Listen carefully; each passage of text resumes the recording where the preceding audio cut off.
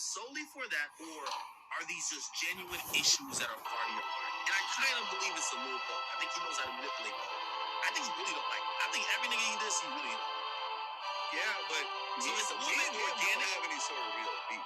No, not with you. This is what I'm saying. I'm talking about the dead people. Right, but I'm just saying, like, just the overall friction that he's creating at a level that he's at, that he doesn't have to do that. He's doing songs with Kanye. Like he's doing songs with Cardi B. It's just hold on. That point will go back to the 21 Savage. So this is the empirical question. Are these guys just hot because they're just great musicians, or are they hot for one particular type of music? Durk, if you listen to the songs that have gotten him to the next level, is when he's rapping about beef, rapping about people who have died. Like, that's the content. It's not like he's like, yo, I got the designer on me, I'm just chilling, yo, I'm living life. No, he's rapping about very, like, in a sense, rapping about murder got him to the point he was at.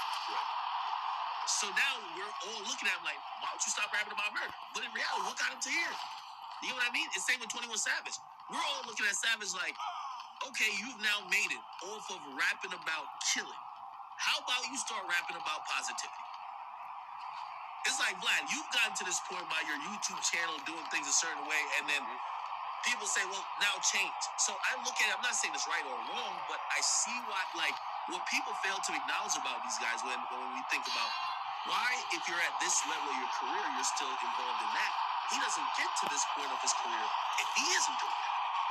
Yeah, but you also have to evolve over time. True. You have to evolve. Like, listen, we did a bunch of porn star interviews early on, and at one point it's like, you said all into Adam 22. Yeah, Adam could do all that.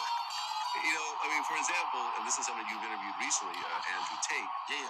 Andrew Tate, you know, his people approached us to do an interview. Yeah. I looked him up, and I'm like, nah, I'm good. I'm good. All the, you know, the sexual assault shit.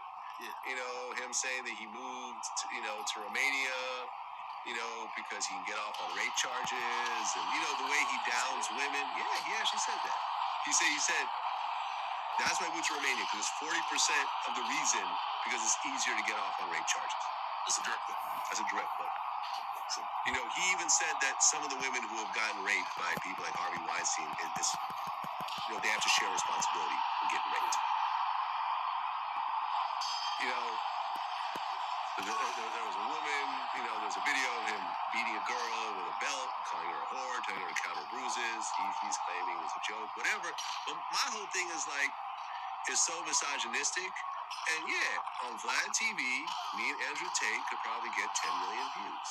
I get it, right? But low-hanging fruit is often rotten.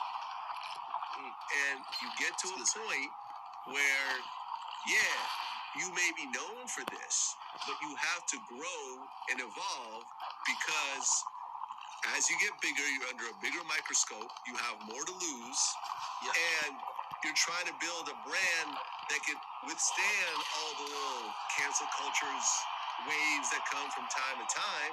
And my thing was like, I'm good. I interviewed Kevin Samuels. It was a dope interview, but we never did another one. Because I'm like, some of the shit he says about women and so forth, I wasn't really feeling. And women around me, especially black women, were like, we're not feeling this. This is insulting. And I'm like, okay, I get it. And you have to put certain things aside. Now, you interviewed him. Yeah. And, I mean, did he talk about any of this shit during the interview? Well, I mean, some of the stuff you quoted, I didn't know too much about. Yeah. Really, the majority of stuff. Wait. For like, holding women hostage and rape type shit. Like, that's what I'm saying. Like, when I looked him up, I'm like, I'm not feeling this. I'm just simply not feeling it at this point in my life. Yeah, well, I think you try to have an explanation. What first thing was? Free or fire. Courage, determination, teamwork. Starting salary up to $41,000. But I mean, that was an explanation. I get it. At the end of the day, I'm not a misogynistic person. Yeah. I'm a man, and I have probably an 80-85% male audience, and I understand that, and I cater to that. But at some point, you say, It's not working. Well, I think he fits in the same bubble in the sense of like the message being preached and the audience that he's looking for that goes with. I think I told you about these guys. I tried to get you the interview, Fresh and Fit. Yeah. There's like a huge push. I think Kevin Samuels was, and to a certain extent, I think Andrew Tate's a replacement for Kevin Samuels. Exactly. Yeah, I feel that Kevin is trying to take Kevin Samuels' place now that Kevin passed away. I get it. I get the whole thing. But listen, in 2013, I probably would have done the interview because I'm just looking at the views. Yeah. But I'm not looking at just the views anymore. Our views are there. We got 5.2 million subscribers at this point, and I try to really pick and choose what I want to put out there, as opposed to like, let me just chase the views. Let me chase the money. Let me ask you a question, because say even if I knew all that, right, going into that interview, which I didn't, it was really sporadic. He had just I shoot at the Fresh and Fit studio. He had just did their show, and they were like, "Hey, you wanna, he's about to film a podcast. You wanna do academics podcast?" He was like, "Yeah, let's do it." Yeah, I thought we had a great conversation. Now, even if I knew all that, I probably would have still done it, just because the way I like to sit down with people who I either disagree with. I sat down with Candace Owens. Then I was surprised you did that. I'll sit down with most people who aren't putting out into the world things that are, I believe, of imminent harm to people. Different ideology. I'll even sit down with people I agree with and just play devil's advocate. Because there's multiple sides of a coin. You know what I mean? It's not, well, there's only two sides of a coin, but it's different sides of a die, right? And in reality, it's like, I love conversations that push people to think for themselves. And, when I sat down with Candace Owens, I agreed with certain things she said, but I disagreed vehemently with certain things. But I could have just made those things say, I'm not going to sit down. And I'm like, well, how about you try to get educated about it and try to challenge her on it, and be a buffer to some of the stuff she's saying. Same with Tariq. I agree good amount with some of the stuff Tariq was saying. But certain stuff I don't fuck with at all either. I like the conversation. You get what I mean? Now, if I'm like, if I was sitting down with somebody who's just like, I like to murder is good, you know what I mean? Like, I'm serial killer, I wouldn't do that.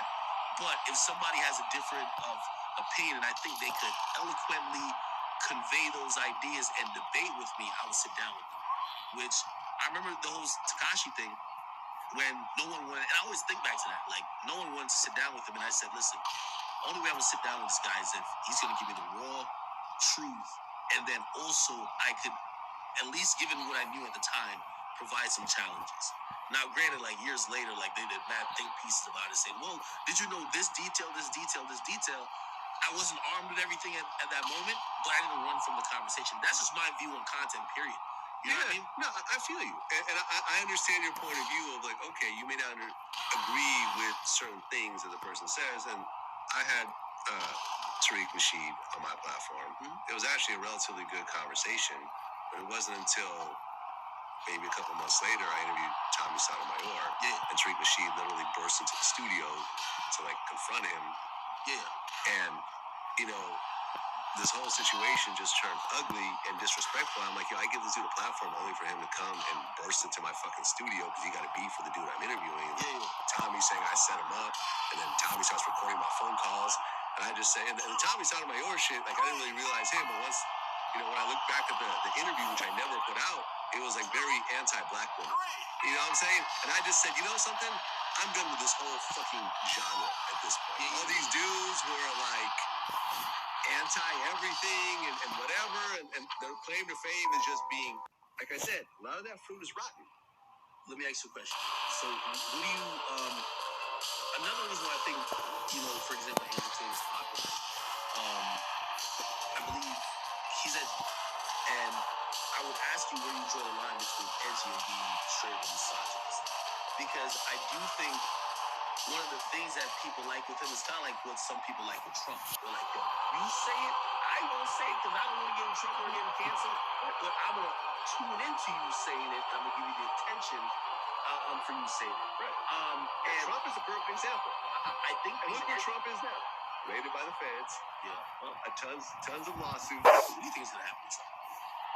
I don't know. Hey, listen, I don't know. It's hard to say. Hopefully he's not going to become president again. But I'm look at how many people... I'm definitely voting for Trump next time. Wait, you're voting for Trump?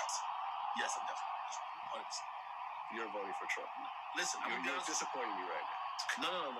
The reason why is that if he's the only other candidate, and I gotta tolerate Fumoye's body.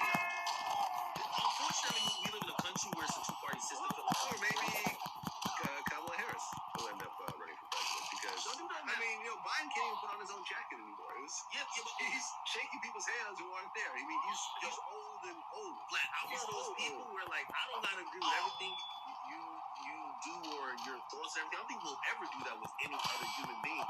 But I'm simply looking at life under two presidents, and this motherfucker looks senile, and I think that we need him out. Somebody else, and also I think what's happened to me in the last like 2-3 years is that I've realized that I'm neither a Democrat nor a Republican because I have ideals on both sides of the fence that I weigh differently at different times. And a lot of it is influenced by the media. But listen, I'm very socially aware of certain things that might affect people that have the same pigmentation skin like me. But also, I don't want a president who literally forget the lockdown. Literally, if you think about the stock market, everything's down. Yeah, I know. Price of oil is up. Like, this guy's doing nothing right. He can't. There's also a war in Russia. Hold on, but this motherfucker Ukraine can't. going on right now. Yeah, but come on, this motherfucker You can't. gonna tell me that's not a big part of it? Yeah, but I think and the fact that I'm blaming him that we're even at this point. I think another president maneuvers around us. Right, but the whole thing The is motherfucker can't even get back Brittany Griner.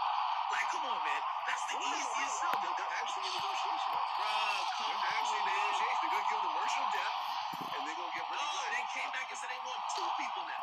They realized that Biden's like a whole. That's one of the things. First of all, the president's a figure. Obviously, there's a majority of laws, get passed between the House and the Senate, and a lot of committees in between. So it's not like if this guy is the president, that's what's going to be happening in the world. They do have some type of power and influence, but the figurehead of this world I'm not saying you got to be able to ride a bike, but Jesus Christ, you got to be a person, right? You get me? You got to be able to, not repeat this line. You know what I mean? I think he's too senile for the job, man. Barack was obviously, amazing. Yeah. And at this point, shit, if we could swap out this food for you, anybody. Well, we both interviewed Charleston White. Yeah. When he made Soldier Boy, that was good. That's one. We're celebrating 50 years of Popeye's signature chicken with a deal you'll like. Now for just $6.99, it takes 50 years of crunchy, juicy chicken we can serve in 6. It grabs, they corner. They're beaten to a bloody pulp. 10 dudes who are probably, Charleston White is like a skinny dude who probably weighs 123. You know what I mean? Like, if they all catch him, they're beating his ass. I'm running. So, the moment he didn't run, I'm like, either he's been in these confrontations a lot. Well, he was in prison for like 30 years or something. I mean, people forget that he was in jail, in prison for a murder. He was involved in a murder. He wasn't there for speeding tickets. Like, he was there for a serious charge. So half his life was spent in prison learning how to survive. So at the end of the day, there are no rules. And look, had he shot Soldier Boy, he'd be back in prison again. But he made Soldier Boy, and he was able to just walk away from it. It depends, because if it goes down how he said it goes down, somebody's clutching onto his gun. The minute he shot somebody up in the surveillance footage Yeah, at his house. No, he shot Walmart. No, he shot somebody again.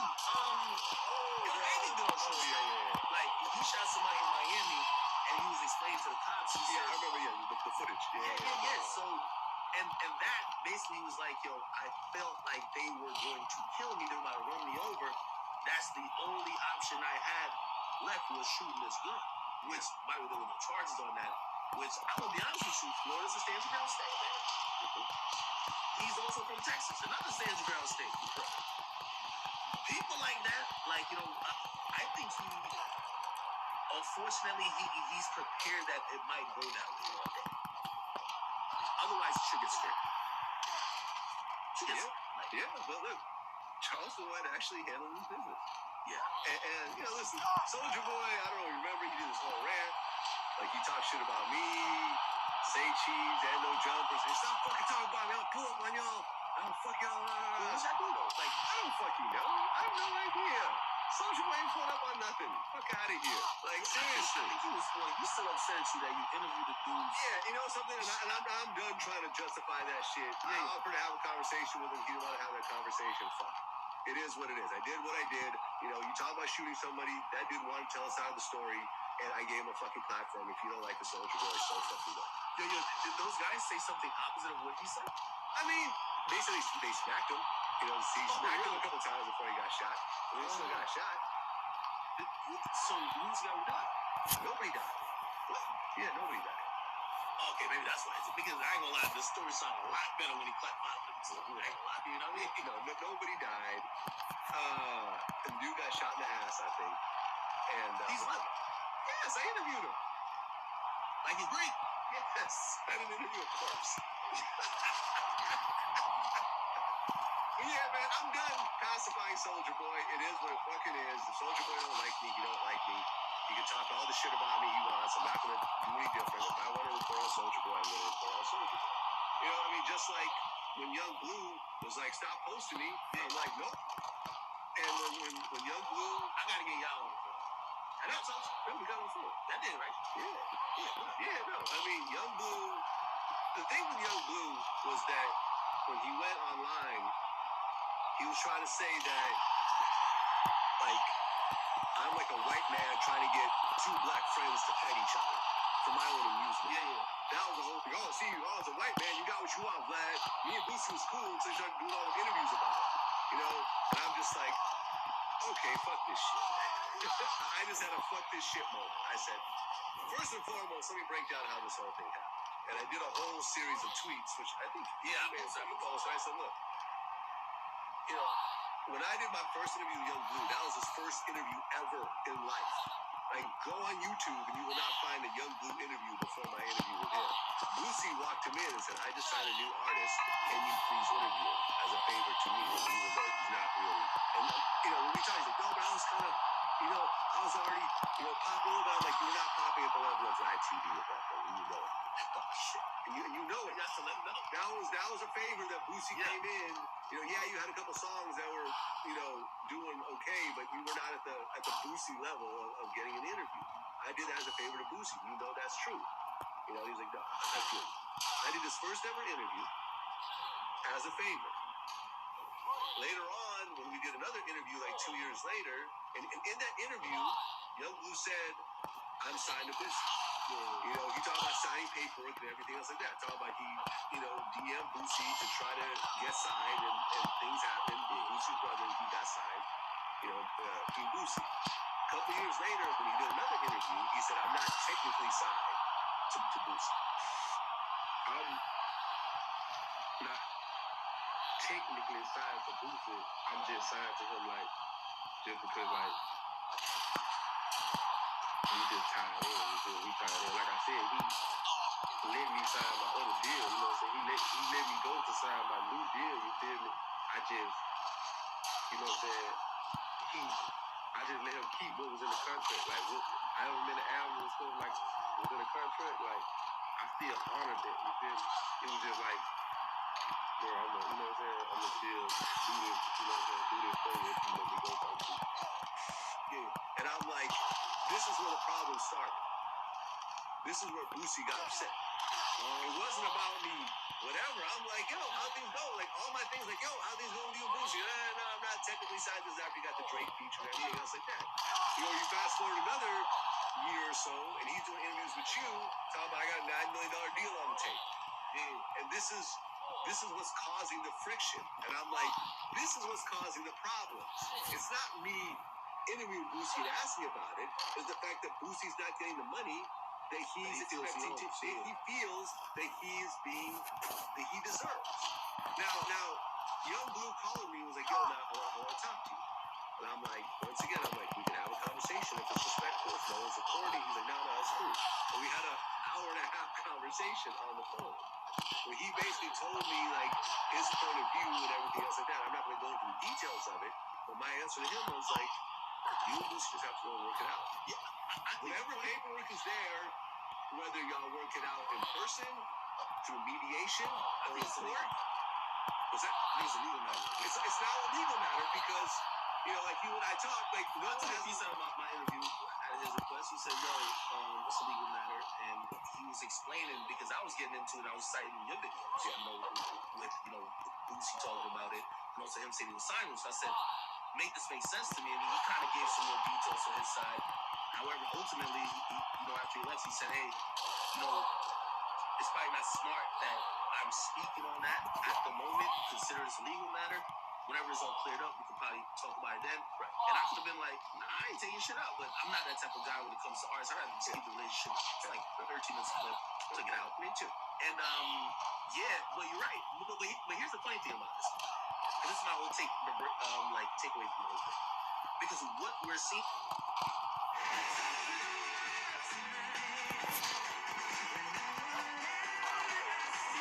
Boosie and Young Blue is essentially the same thing we're seeing with Mace and Fabio Foreign. Yeah. You have an artist who signs very early to someone else, right? Another artist. And essentially, when they get on, they now have a different perspective of how that artist helped put them on. Okay? They're looking at it like, well, you didn't do much for me. So anything I give you, you should be appreciative. Now, that's not how a contract works. No, contract works. If I sign you, whatever you sign. Yeah. If I sign you, and even if I never booked a studio session, as well as contractually, I fulfill my obligations, which sometimes it just won't be anything. It just be like, hey, listen, I'm going to use my brand to promote you, whatever the case is. I'm owed this amount of money technically. Now, a lot of these artists, what I've seen, even I just recently did an interview with Jack Boy. Jack Boy, he said, "Yo, I offered Kodak $300,000. When he got out of jail as compensation for some of the deals, bigger deals I signed while he wasn't here." And Kodak kept saying the $1 million number. He kept saying he owes me $1 million. Now, I think some of these artists, and I remember Super Funk I used to be show with him. He always said this to me. He said, "Let me say this about artists and money. An artist is like, he's like, this happens with artists and managers, but it happens with an artist and a label or an artist and the big homie from the hood who gave him 50,000 to start them off, right? An artist is down to split. If it's an 80-20 split, because the manager gets 20%. If they get $100, they get the manager 20. Let them get a $10 million. They will never give up $2 million. Right. They're gonna cap what they feel that manager's worth. Exactly. Yo, you really only should get like 80 grand. Yeah. Like the rest all the shit they didn't do. Yeah, it's all the gonna shit be they did themselves. But yeah, but like in reality, I'm the one who did this to get it to this level, but that's not how shit works. Right. Now, if you want it to work like that, you should already be trying to get out of that situation the moment you realize that person isn't no longer of help to you. Yeah. But then again, the person they don't gotta sign off on getting you out of the deal. Right. I mean, when Fabio said that he signed to Mace for $5,000, I didn't see a problem with that. Because if you're a completely unknown artist and multi-platinum Mace comes around and said, "Hey, I just see the raw talent, and here's $5,000, but I'm gonna maneuver for you, and we're gonna try to get a bigger deal." What's the problem? Well, and Mace said that later on it was a $750,000 contract or whatever else. But clearly, all the money that Fabio has made over the years has been. It's not like that $5,000 is all he got, and 100% of everything has been going to Mace ever since. No, at the time, it's not the Fabio of 2022. It's the Fabio of some dude in Brooklyn who no one has heard of. And this dude saw something in you. Had Mace not come in at that time, Fabio could be working at a regular job. Hey, by the way, I have an experience with that situation, right? Okay. So I had a joint venture label at the Sidewalks. I still have Sidewalks. I just deal with artists too much, and I make too much money just not dealing with them. So I even deal with a bunch of people, right? But anyway, I was trying to look inside a couple of artists, and I remember at the time Fabio was popping, Big Trick's going crazy. Hasn't really been picked up by anything yet. I hit my lawyer and I said, "Yo, I want to sign this guy." Now, I said, yo, we got to probably reach out and get some meetings. And I guess my lawyer knew someone who was a direct contact to his lawyer, and they got in touch. Now, granted, I had no idea Mace was in the situation. So they came back and they said, well, he does have a situation with Mace. I'm like, well, is he still looking for a deal? I was like, yes, he still is looking for a deal. Now, I remember we bowed out of the, even the conversation. I didn't even meet with him. Just off the fact that his lawyer came back and said, they're not taking nothing under, like, Mason won't take nothing under $1 million. I was thinking, like, I don't know, maybe I could, if you wanted like $500,000, I could have done it, but like, I think that's where Mason value comes in, right? Mace being attached to the situation got him the deal, and we get to find out later it's $1.5 million from Columbia. I don't think he gets that deal without Mace. Now, do I think he gets a deal? Absolutely, so top. But is it that value? No. Here's the problem that happens, right? So he signs that deal, right? And again, I keep making this analogy. The 20% thing will give somebody $20 out of $100. No one give nobody $2 million, $10. The $1.5 million gets broken down even amongst the production company, which is Mace, and the rest goes to Father. Oh, that's what sold her $3,000. Yes, that goes to Columbia. Now, here's the thing. Mace is like,